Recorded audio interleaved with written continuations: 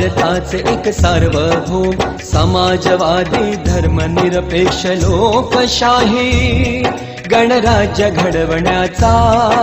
व त्याच्या सर्व नागरिकास सामाजिक आर्थिक व राजनैतिक न्याय विचार अभिव्यक्ती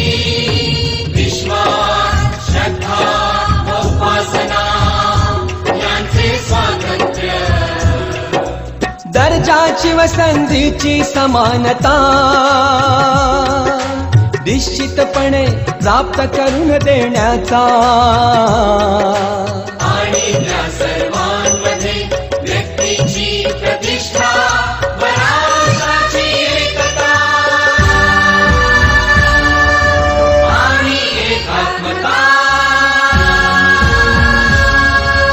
यांचे आश्वासन देणारी बंधुता प्रवर्धित करण्याचा